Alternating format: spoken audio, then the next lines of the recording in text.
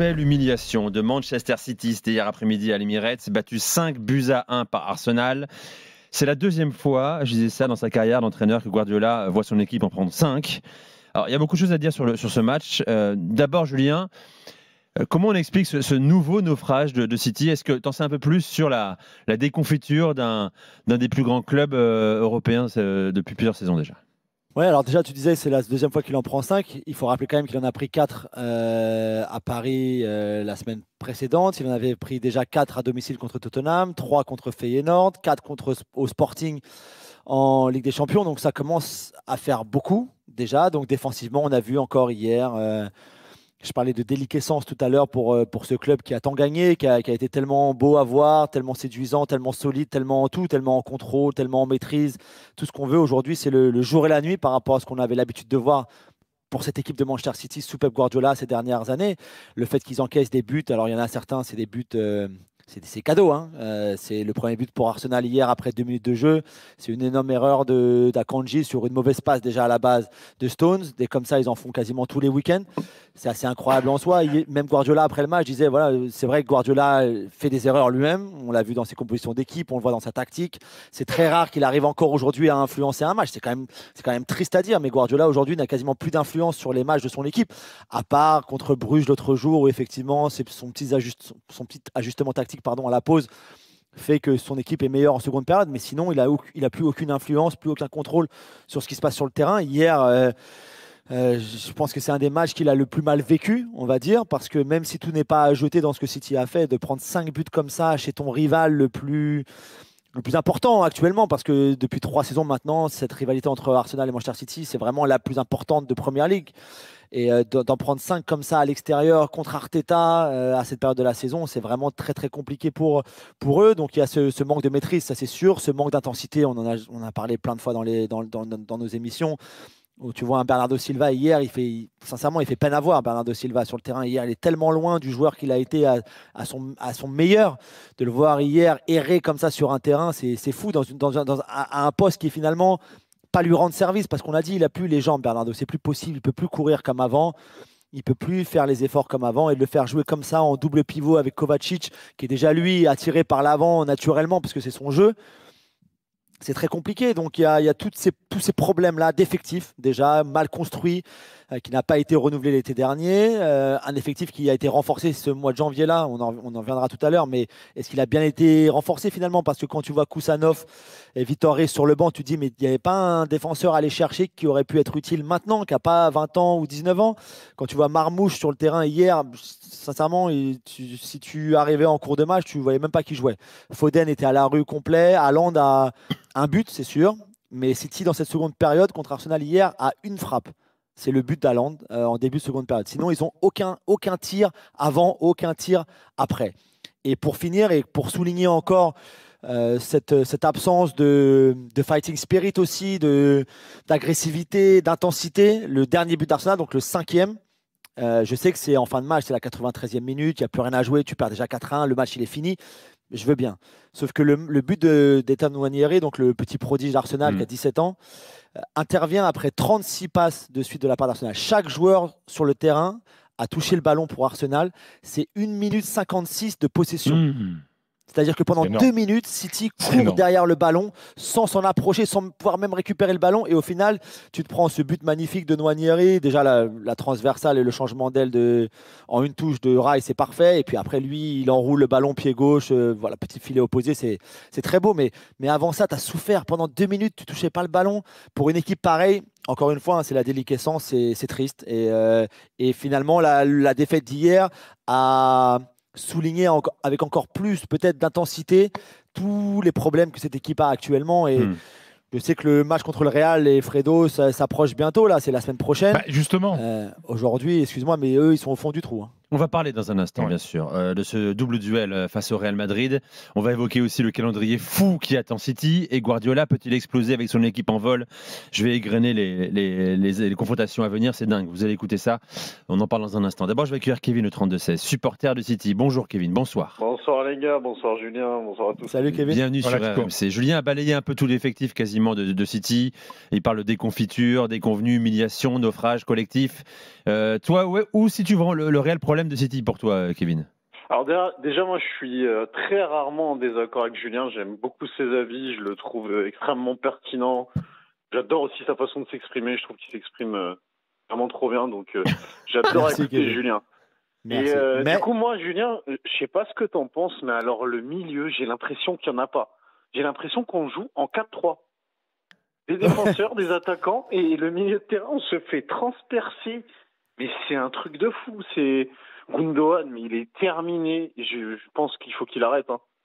Ou alors qu'il change de club. Mais là, les gars, franchement, ça fait de la peine. Vraiment, moi qui suis le club depuis des années, là, j'ai jamais vu cette équipe aussi faible. Franchement, depuis avant l'arrivée des Émiratis, proche Julien, on n'a pas vu un City aussi pauvre en termes de jeu. C'est catastrophique. Et je pense que Guardiola va pas, Nicolas, ça va pas passer. Ils vont sortir contre le Real. Ça, je pense qu'on n'a aucun doute.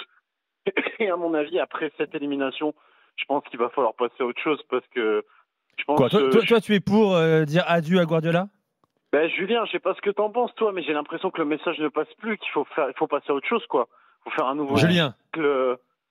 Ouais, je suis d'accord avec toi, c'est dur. J'ai l'impression que le message ne passe plus. Ouais, alors déjà, il a des gros problèmes dans sa vie privée, on l'a déjà expliqué. C'est un divorce, c'est ça, en l'occurrence, c'est ça. Oui, mais c'est un divorce qui traîne depuis longtemps. Enfin, c'est compliqué. Et puis, c'est quelqu'un qui est tellement émotif dans tous les sens du terme que je pense que c'est très compliqué pour lui, ce qui est tout à fait normal aussi. Mais je pense qu'il a effectivement d'énormes problèmes pour analyser et trouver des solutions à tout ce qui se passe. Je suis tout à fait d'accord avec Kevin. Ce milieu de terrain, finalement, c'est le symptôme principal de cette équipe. C'est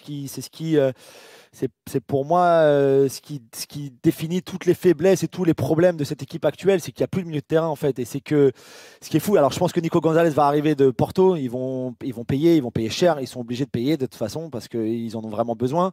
Est-ce que c'est la solution? Je ne sais pas, il y a une raison pour laquelle il ne s'est pas imposé au Barça aussi et que même à Porto, je ne le trouve pas flamboyant non plus. Mais bon, c'est un joueur dont le profil leur convient. C'est un joueur de la Masia que Pep Guardiola adore. Bon, très bien, peut-être son père est un très grand joueur. Voilà, je sais pas à quel point positif je peux lui trouver, mais j'espère que ça va marcher parce que Kevin, vous en avez vraiment besoin. Après, est-ce que c'est normal qu'au soir, on est quoi, le 3 février, là, il n'y a toujours pas de numéro 6 qui soit arrivé quand Rodri s'est blessé au mois de septembre? Non, c'est pas normal. Ils auraient dû. La première recrue de ce marché des transferts hivernal aurait dû être un milieu de terrain défensif et pas Marmouche, et pas Kouchanov, et pas Reis, déjà à la base. Et sans milieu de terrain, tu peux pas gagner aujourd'hui, et encore moins dans un système Pep Guardiola. Donc oui, je suis tout à fait d'accord avec toi. C'est là où le bal blesse le plus. Alors, le calendrier, il est démentiel. Écoutez bien les 6 matchs à venir. Ce sera après le 4e tour de Cup contre Leyton Orient. Il y aura donc la réception du Real, puis en championnat, réception de Newcastle, puis donc le déplacement à Bernabéu face au Real, match retour du barrage de Ligue des Champions, puis réception de Liverpool, puis déplacement sur le terrain de Tottenham, puis déplacement sur le terrain Nottingham Forest, 3e de Première Ligue.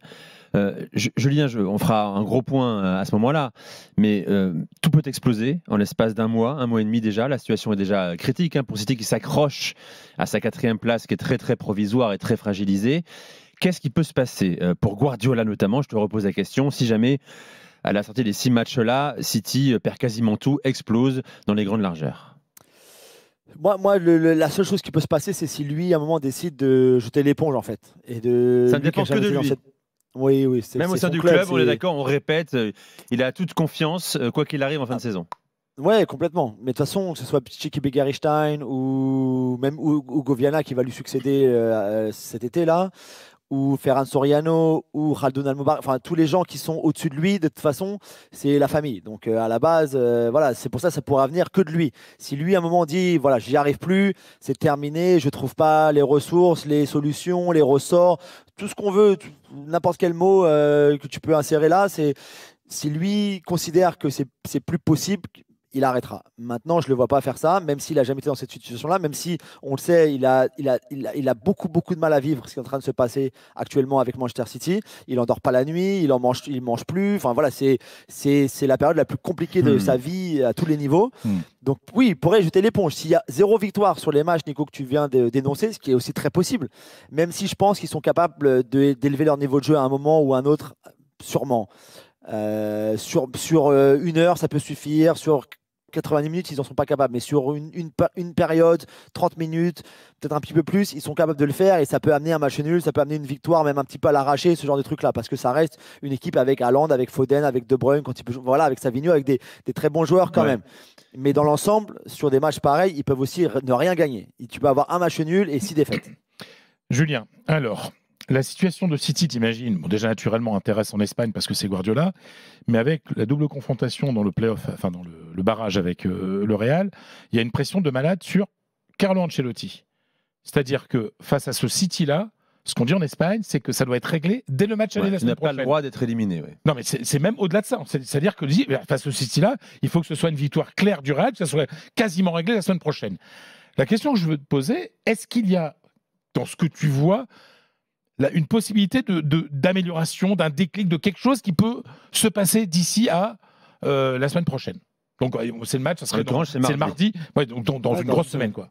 Est-ce que... Sincèrement, en une semaine, il ne peut rien se passer. Ils vont gagner contre Leyton Orient ce week-end en Coupe d'Angleterre où il va faire tourner. Donc il aura au moins c'est l'avantage, enfin l'avantage entre guillemets, la chose la plus positive, c'est qu'il joue une équipe de division inférieure en Coupe d'Angleterre et pas un gros ou pas une équipe de Première Ligue ce week-end en Coupe d'Angleterre. Ça, c'est le seul avantage que je vois dans les jours qui arrivent. Sinon, c'est impossible. S'il y avait une recette miracle, il l'aurait trouvé depuis Fred. Ça fait maintenant 3 mois qu'ils sont à la rue complet, qu'ils sont à la cave. Je ne vois pas comment ils vont pouvoir le trouver. Mais après, encore une fois, sur les 2 matchs, je pense que le Real sera trop fort. Même ce Real-là, qui est très déséquilibrable et qui a aussi des faiblesses. Qui aura peut-être pas offensivement, ils sont tellement bons offensivement aussi que... Oui, voilà, c'est ça. Mais après sur un mouvement, sur une demi-heure, sur des périodes de match, je pense que City peut être fort et peut poser des problèmes au Real. Mais moi, je pense que c'est pas réglé. Moi, je pense que les Espagnols, et notamment dans la presse, qui disent que c'est réglé, je pense pas du tout. Parce que c'est des matchs à part.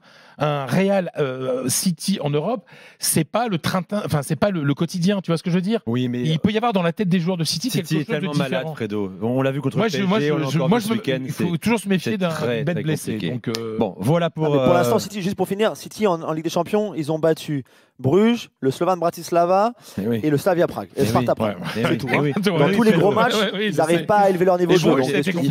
Il faut oublier l'écusson et le CV de certains joueurs. C'est terrible.